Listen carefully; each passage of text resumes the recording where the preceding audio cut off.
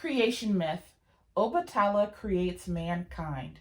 From the Yoruba people, West Africa. Obatala lived quite contentedly in his new home beneath the skies, quite forgetting that Olorun might wish to know how his plans were progressing. The supreme god soon grew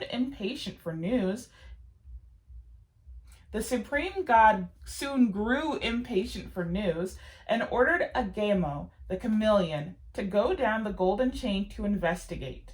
The chameleon descended, and when he arrived at Ife, he knocked timidly on Obatala's door.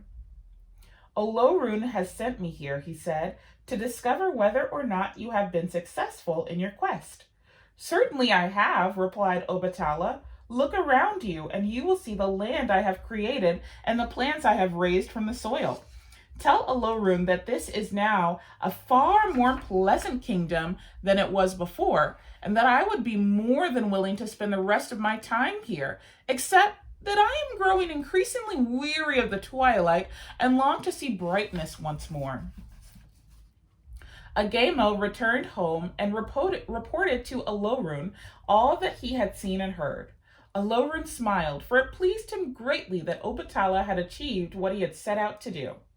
The young god, who was among his favorites, had earned a special reward, and so Olorun fashioned with his own hands a dazzling golden orb and tossed it into the sky.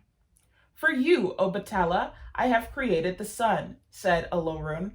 It will shed warmth and light on the new world you have brought to life below. Obatala very gladly received this gift, and as soon as he felt the first rays of the sun shining down on him, his restless spirit grew calmer. He remained quite satisfied for a time, but then, as the weeks turned to months, he became unsettled once more and began to dream of spending time in the company of other beings, not unlike himself, who could move and speak and with whom he could share his thoughts and feelings. Obatala sat down and began to claw at the soil as he attempted to picture the little creatures who would keep him company. He found that the clay was soft and pliable, so he began to shape tiny figures in his own image. He laid the first of them in the sun to dry and worked on with great enthusiasm until he had produced several more.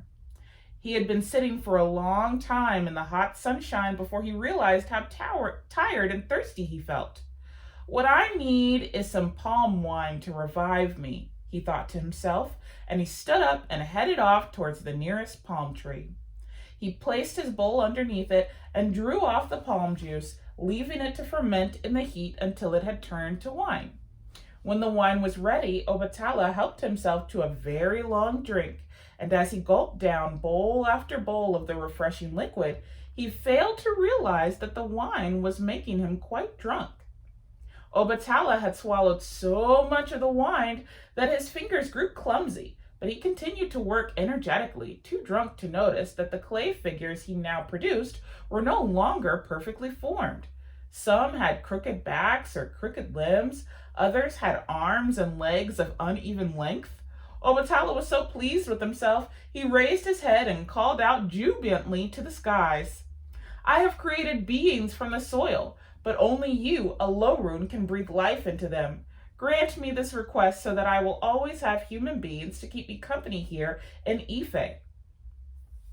Olorun heard Obatala's plea and did not hesitate to breathe life into the clay figures, watching with interest as they rose up from the ground and began to obey the commands of their creator.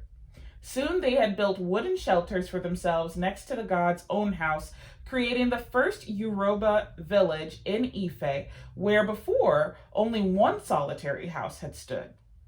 Obatala was filled with admiration and pride, but now, as the effects of the palm wine started to wear off, he began to notice that some of the humans he had created were contorted and misshapen. The sight of the little creatures struggling as they went about their chores filled him with sadness and remorse. My drunkenness has caused these people to suffer, he proclaimed solemnly, and I swear that I will never drink palm wine again. From this day forward, I will be the special protector of all humans who are born with deformities. Obatala remained faithful to his pledge and dedicated himself to the welfare of the human beings he had created, making sure that he always had a moment to spare for the lame and the blind. He saw to it that the people prospered, and before long, the Yoruba village of Ife had grown into an impressive city. Obatala also made certain that his people had all the tools they needed to clear and cultivate the land. He presented each man with a copper bush knife and a wooden hoe and taught them to grow millet, yams, and a whole variety of other crops, ensuring that mankind had a plentiful supply of food for its survival.